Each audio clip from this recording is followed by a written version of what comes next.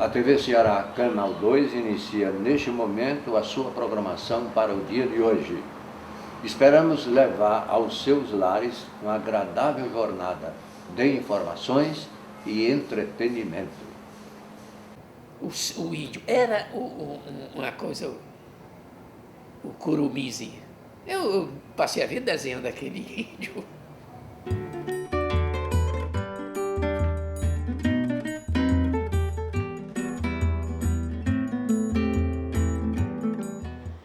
A TV Ceará foi uma experiência fantástica.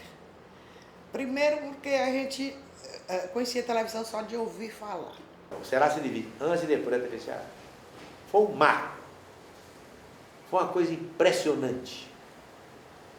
Muito difícil de dimensionar. Gerações de hoje não vão dimensionar, não vão conseguir dimensionar.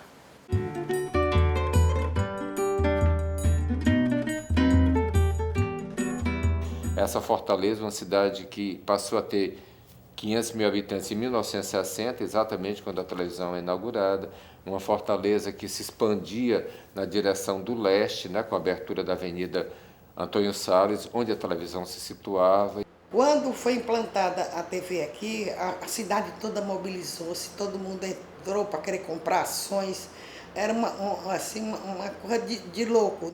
Houve até uma loja, que o nome dela era A Televisão, que nós sabíamos que pertencia aos diários associados também. E muita gente comprou televisão à prestação, a perder de vista. Então fez-se uma grande festa com a inauguração da torre. À medida em que a torre ia sendo erguida, ia sendo montada, assim, as pessoas ficavam encantadas com aquela verticalidade. Era uma torre de mais de 100 metros, era algo muito grande para o que nós tínhamos até então em Fortaleza.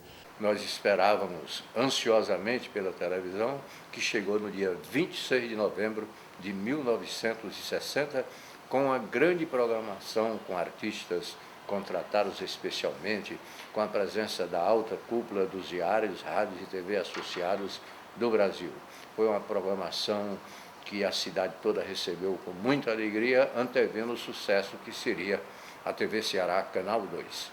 No dia 27 ou 28 nós já inauguramos o teleteatro. O teleteatro fazendo A Fúria dos Justos, que era a adaptação de uma peça de Eduardo Campos. Como o televisor era um produto caro, né? Poucas pessoas tinham acesso no primeiro momento. A minha família só veio comprar um televisor quase um ano depois da inauguração da TV Ceará. Então, durante esse período, eu e outras crianças da vizinhança e muitas outras pessoas espalhadas por toda a cidade, nós íamos para a casa dos vizinhos mais abastados que tinham condições de comprar um televisor imediatamente. Para nós houve um pequeno problema, porque nós não tínhamos condições de comprar um televisor. Nós, os artistas da televisão, e minha mulher passou a ser televizinha, assistindo televisão na casa da esquina. E aí surgiu um outro fenômeno no interior, os televisores públicos, e nos bairros também, que aí já foi uma artimanha dos políticos. Eu botei um televisor público na praça, tal, para angariar voto com isso, né?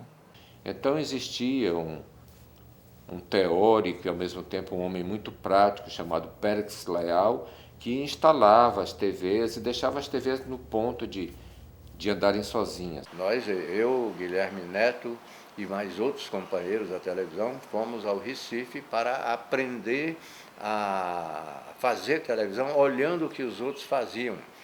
E o Périx Leal, que foi quem veio preparar a televisão, preparar as equipes, nos deu um curso chamado CPET, que era um curso de preparação para profissionais de televisão. Nesse curso a gente aprendia a fazer roteiro, aprendia como escrever um roteiro, como dividir a coluna de vídeo, a coluna de áudio, a coluna de orientação de cena. Então ele priorizou os homens, porque o Périx não tinha muita simpatia de colocar a mulher e nada. Paraibano muito machista, né? Mas uma competência fantástica. Nesse tempo passaram eu, Ari Sherlock, Guilherme Neto, João Ramos, Augusto Borges, Lustosa da Costa e Renato Aragão. O curso de preparação de estética de televisão, a gente aprendeu a improvisar. Então, saía tudo bem, era tudo muito perfeito. O Chateaubriand era uma pessoa muito empreendedora e uma pessoa que queria resultados. Então ele não fazia televisão por glamour.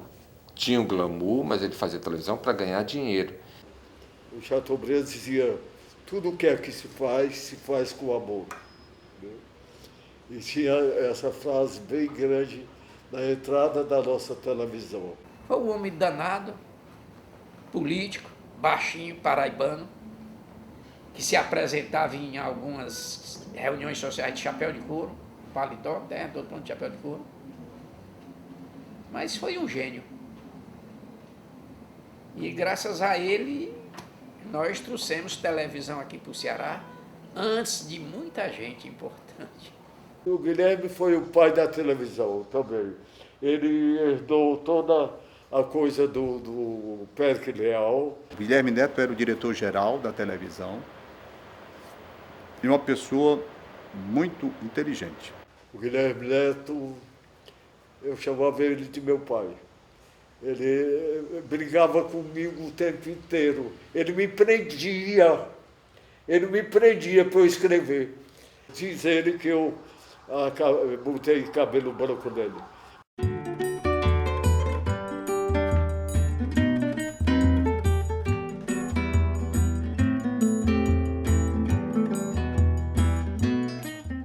Chefiar uma equipe de reportagem de uma televisão naquela época, diferente de hoje, nós tínhamos várias dificuldades. Na época que eu entrei, não tinha esse negócio de vídeo, não. Era filme de 100 pés, com matéria mais simples, filme de 200 pés, até preto e branco. Ninguém podia errar não, sabe? Você saía como repórter, ó, não tem uma emendinha aqui. Não tem uma. Os meninos tinham que fazer a mixagem aqui, era com durex, né? Para poder fazer uma emenda quando tivesse um erro. Então era uma coisa manual mesmo. E que não dava, você tinha que sair e já fazer certo. Treinava até dizer o certinho, agora vamos gravar. Você tinha que revelar 100 pés de filme, vamos dizer, 2 minutos e meio. Você revelava aquilo preto e branco dentro de um laboratório com uma caixa. Então isso demorava muito. Ele inventou uma máquina que o Almir Pedreira, que foi um companheiro, um famoso companheiro de rádio, intitulou de Estrovenga. Esse aqui eu tenho o quê? Condição de revelar um carretel desse de filme. Aqui dentro. Entendeu? Eu coloco aqui, prendo aqui, e aqui é uma espiral. Eu vou andando, a proporção que eu vou andando, ela vai mudando. Ó. Onde eu já estou com o dedo aqui, ó. Eu vou rodando e ela vai andando até chegar lá. É uma espiral. Quando ela chegar bem aqui, eu prendo novamente. Olha, aí eu vou prender aqui, quer ver? Olha, lá vai eu, cheguei ao final aqui, ó. Pronto, aí eu prendo aqui o filme, coloco aqui, deixo preso. É que eu tinha que revelar os filmes aqui, fazer os cortes e cortar as notícias e botar numa moviola para poder fazer a edição. Aí já é uma nova fase, é o crescimento da televisão. Eu lembrei que nós fazíamos reportagem nas ruas de Fortaleza com a dificuldade tremenda. No carnaval, já tinha chegado, quando chegou o videotape, a gente tinha que gravar lá na Praça do Carmo as reportagens e trazia as carreiras do carro, da rádio, para transmitir e mostrar uma coisa atual. Ela tinha um caminhão de externa. Dentro do caminhão era como se transportasse o cérebro, o pulmão da televisão ia para dentro do caminhão. Então de lá só fazia colocar para a torre, para ele ser transmitido. Olha, um dos momentos muito bons que a gente teve lá foi da vinda do Papa, que nós não tínhamos essas condições todas, né? Só era um carro para circular e a gente saiu fazendo com antecedência, ouvindo as pessoas, pegando depoimentos, para no dia estar como se fosse ao vivo. aquelas gravações, né? E a gente deu um show. Era um jornalismo praticamente feito no estúdio, né? Ficava o locutor, o apresentador numa bancada com um nome atrás, era Noticiário Relâmpago, Repórter Cruzeiro, Telejornal Crasa, Correio de Ceará na TV, esses foram os principais noticiosos. A técnica era diferente da técnica de hoje. Você decorava a cabeça do noticiário, lia antes de ir ao ar, porque você ia ler praticamente olhando para o telespectador. Quando você memorizava, entrava o filmezinho, quando voltava a técnica era você ler 2 linhas, mais ou menos, levantava a cabeça para a câmera e ia pescar no papel de novo. E assim parecia um calango, todo tempo com a cabeça assim, né? Mas era coisa da época. E assim a gente ia passando para cada um. Porque apesar de em muitos momentos a gente trabalhar como se fôssemos amadores, né? Porque a gente saía mesmo, mas o resultado era um trabalho profissional. A minha participação na TV Ceará era no Repórter Cruzeiro, onde foi feito assim, foi inaugurada uma coisa inusitada, que era a ilustração ao vivo, que até hoje não vi nenhum similar na televisão brasileira. Repórter Cruzeiro, que era o noticioso que eu apresentava na TV Ceará, Canal 2, tendo sido o primeiro apresentador de notícias na televisão do Ceará. Então, um recurso inteligente para a época, e ainda hoje em dia eu creio que seria bastante inteligente, uma notícia que se dizia, o Mino, o grande desenhista, o grande chargista Mino, ele desenhava, que ele passava para o risco dele aquela notícia que nós estávamos apresentando. Eu ficava aguardando a vez que eu ia ilustrar a situação. Então, quando chegava na minha vez, eu tinha um roteiro na mão, eu ficava acompanhando a leitura dele, que ele ficava mais ou menos aí, eu ficava aqui na prancheta, e começava a fazer a ilustração sobre aquela situação, no caso que era a guerra entre Israel e Palestina, que eu escolhi como sendo um tema ainda hoje atual. Então, enquanto ele estava lendo, o que o telespectador via em casa era o desenho se formando na tela, no vídeo. Ele não me via. Uma das coisas importantes é que não podia haver erro. Era ao vivo. Eu não tenho como corrigir. Se esse desenho saísse errado, não tinha como corrigir. Então eles arriscavam nisso. Isso é que é interessante.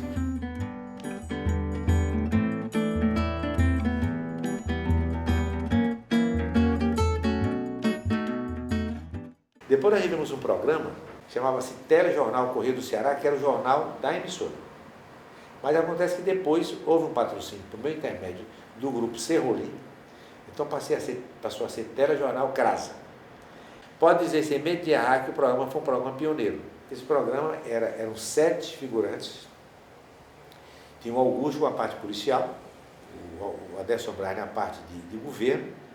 Eu ficava com amenidades. O Lustão da Costa fazia a parte política, o Gonzaga Vasconcelos fazia a parte artística, o Wilson Machado fazia parte de futebol, de esporte. Nós estávamos na época da pedra lascada da televisão. E aqui isso que é interessante, que nessa época da pedra lascada, eles poliam o diamante. Eles transformavam grandes coisas da televisão, virava brilhante na mão deles. Que a criatividade era o tópico principal. Então aqui nós temos o acervo de câmeras que eu trabalhei no Canal 2. Eu trabalhei no jornalismo com essas câmeras de torre de 3 lentes, entendeu? Filme mudo de 1 a 2 perfurações, certo? Que aqui você tem, por exemplo, uma lente normal, aí você faz a passagem, uma lente teleobjetiva e uma lente grande angular. Então essas máquinas foi as máquinas que eu aprendi as minhas primeiras letras do cinema, com essa máquina. Essa aqui foi a primeira. Essa aqui já é o lançamento da máquina Zoom. Então o que é que aconteceu? Eu aprendi a usar uma lente Zoom, quer dizer, aproximar o objetivo aqui da pessoa aqui. E a outra parte também, muito importante dessas câmeras, é a câmera elétrica. que já foi essa câmera aqui. Mas era uma coisa feita com muito profissionalismo, com muita dedicação. As pessoas procuravam realmente fazer a coisa certa porque tinha essa margem pequenininha, ninguém podia errar, e no fim dava tudo certo. Nós tínhamos um estúdio só para os comerciais, nós tínhamos comerciais que funcionavam de algumas maneiras, né? Nós tínhamos um conjunto de dálias, um conjunto de cartolinas com logos, com alguns apelos, a câmera ia passando por cada um deles. Nós tínhamos os comerciais ao vivo com os garotos e as garotas propagandas que improvisavam algumas vezes. No início não existia videotape, né? Então tudo era feito através de slides. Até os comerciais, além dos comerciais, os programas, a abertura dos programas. E isso aí era eu e o Aldífax Rios que fazíamos. Inclusive, nós desenhávamos numa sala e em cartelas, assim, numa proporção de 3x4, ou seja, 4x3. E era feito em negativo. Esse negativo ia para a técnica, programado, e eles eram projetados, né? Iam ao ar. Só as multinacionais, as grandes empresas, a Gessileve e as montadoras de veículos e outras, né, Nestlé, que vinham com os filmes, né, assim, as propagandas, digamos, melhor acabadas. Depois de desaparecer, né, os slides desapareceram, veio o videotape.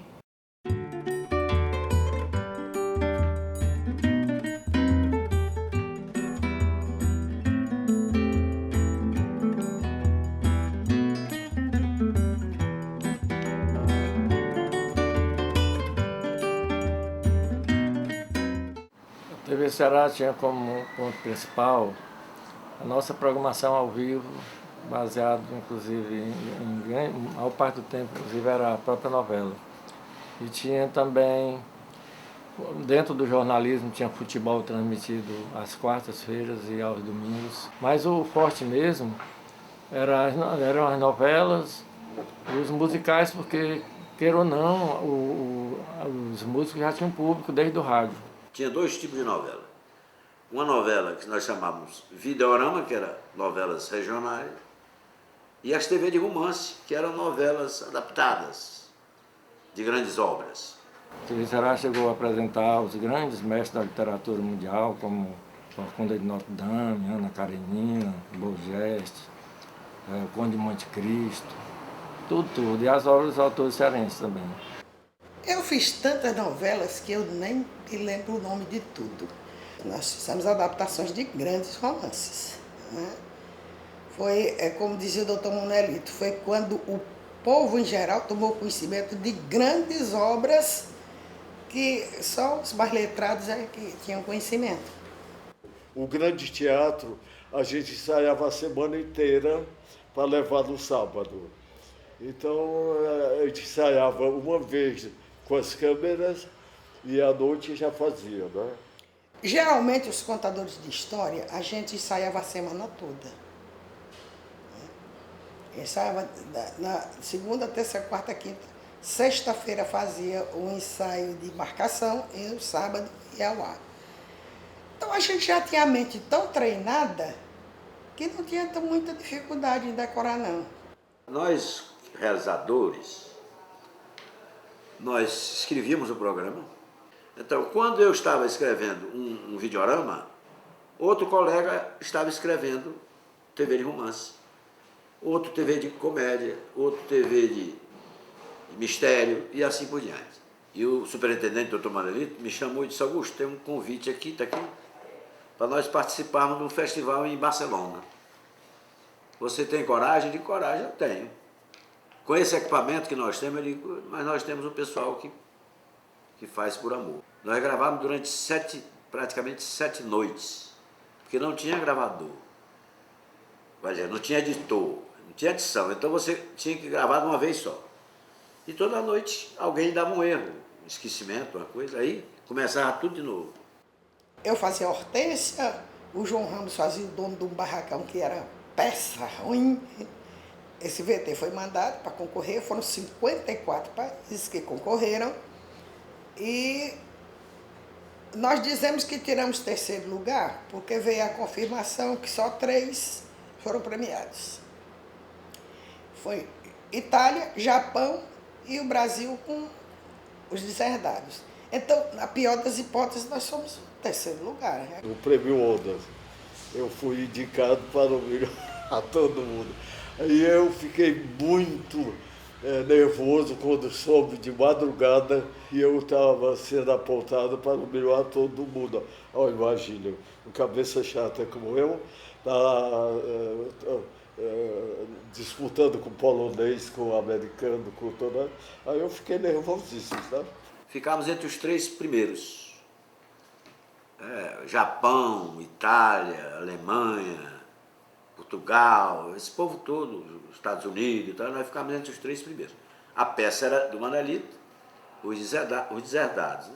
Esse prêmio não se daria por piedade, por generosidade ou por filantropia. Eu acredito que tenha havido, mesmo que não tenha sido assim o Oscar da televisão, mas que deve ter havido uma comissão e uma seriedade e um critério para premiar uma produção cearense num festival internacional.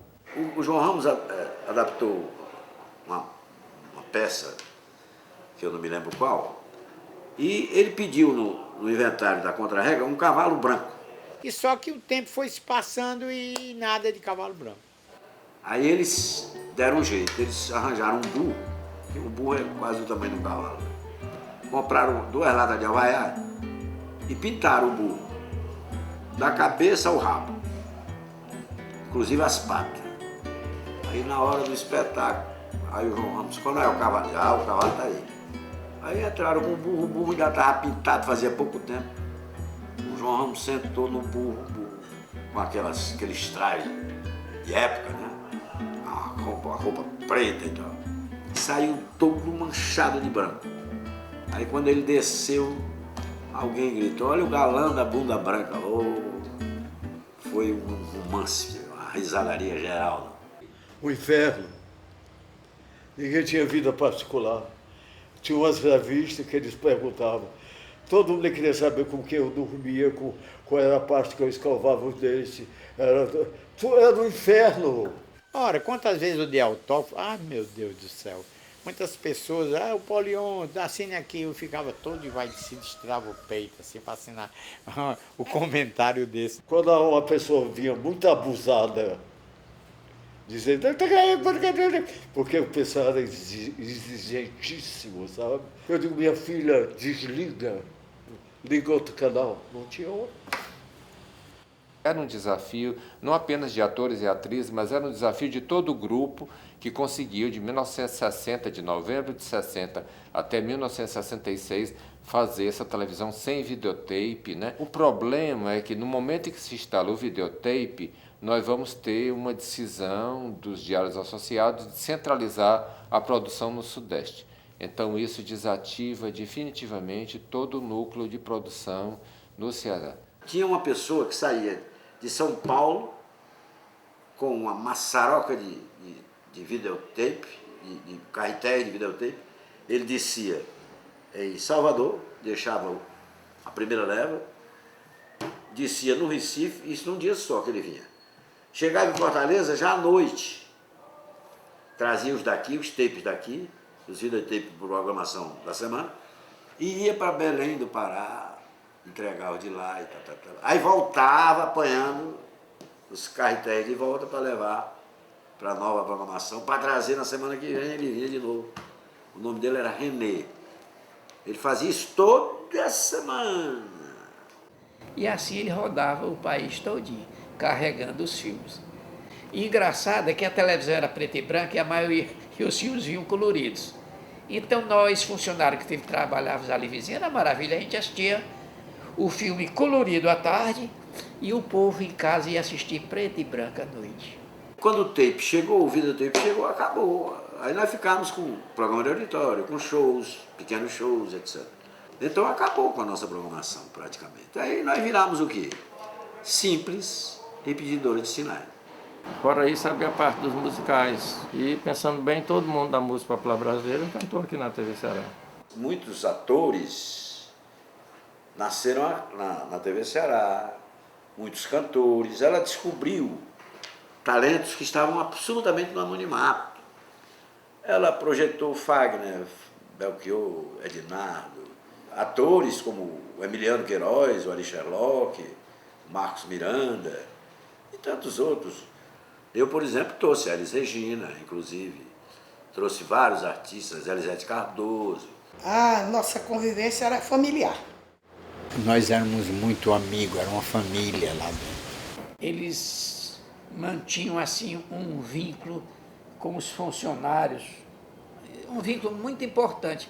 E a gente, quando se iam dar a notícia de um próprio jornalista, de uma viagem, um aniversário, ou algum ato social, ele sempre usava a frase: o jornalista fulano tal, da família associada. Quer dizer, esse termo família fazia o quê?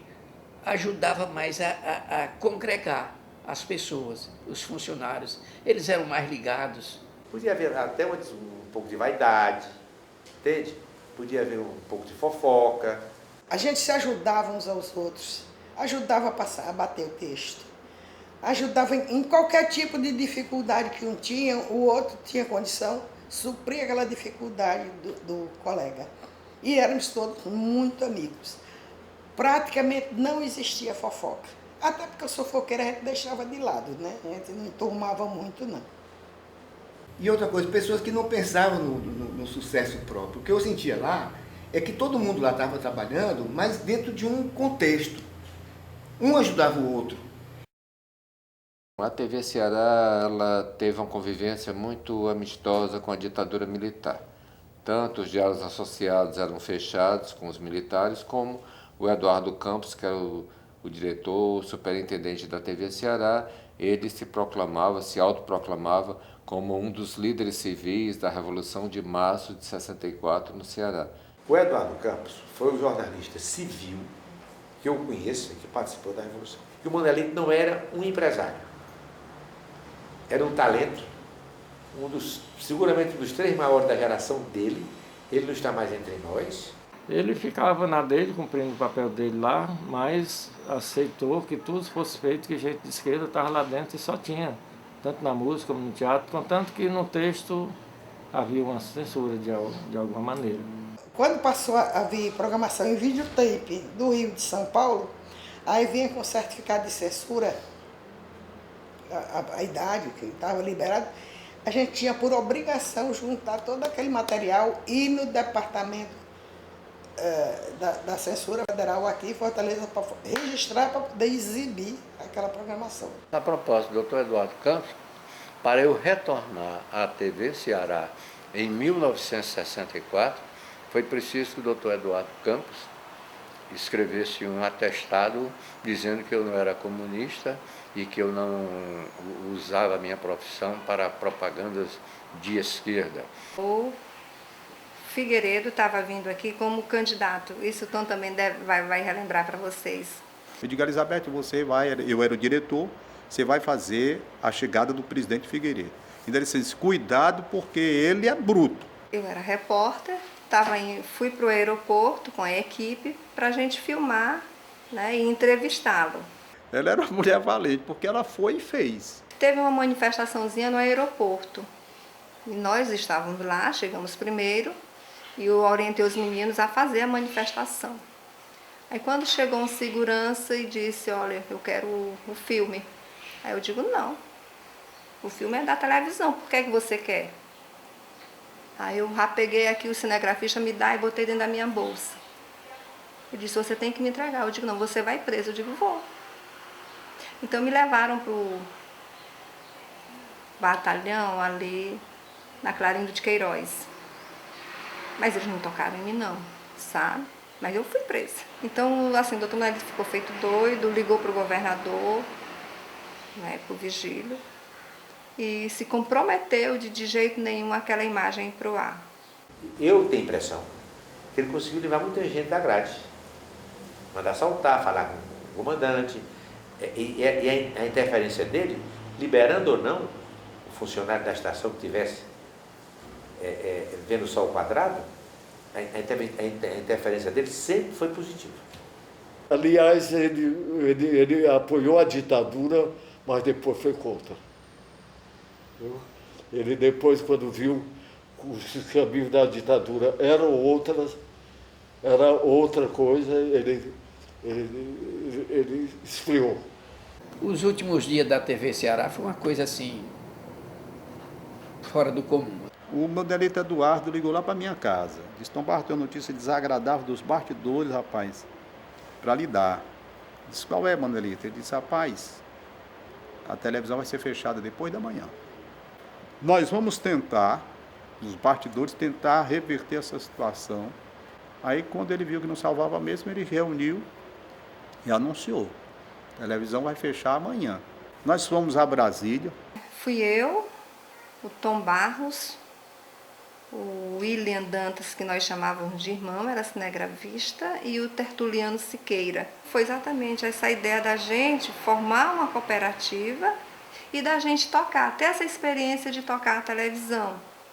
Verdade é que fomos para uma reunião, mostramos as condições, pedimos para continuar em regime precário, que deixasse a televisão funcionando, os funcionários ficar desempregados, era um clamor, uma situação de calamidade, mas eles não contemporizaram. E eu estava fora trabalhando, quando uma pessoa chegou e disse, Polion, teus amigos estão se despedindo do Canal 2. Aí eu não aguentei, saí de onde eu estava, fui rapidamente, cheguei lá, quando eu cheguei no auditório, aí foi Augusto Borges, os colegas todos que estavam presentes lá. Exatamente, com os servidores, a sociedade, fazendo um apelo. Aquela vigília era para ver se eles voltavam atrás na história do fechamento. A gente estava defendendo o emprego da gente, mas eu acho que era mais do que um emprego, sabe? Era um meio de comunicação que ia se calar.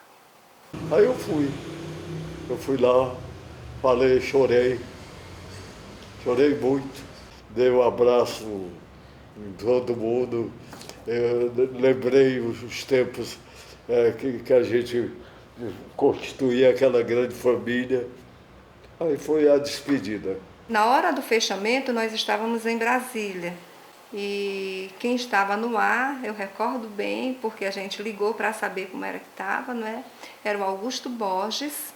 Quando, entre 8 e 9 horas da manhã, começou o corre-corre até chegar um técnico, uma pessoa enviada pelo Dentel, que foi retirar a estação do ar como? Através do cristal. Você retira o cristal, a estação pifou. Havia um equívoco deles. Por quê? Porque eles estavam fechando a Rede Tupi. Acontece que a Rede Tupi era ela constituída de pessoas jurídicas diferentes.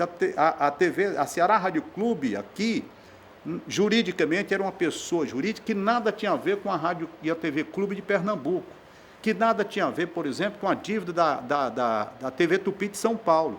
Quando eles fecharam todas. E a nossa condição ainda era de ter, se continuássemos trabalhando, de ter o faturamento para ir pagando as contas e sobreviver naturalmente, como uma empresa com alguma dificuldade, talvez até um pedido de falência, coisa assim, mas dava para tentar seguir.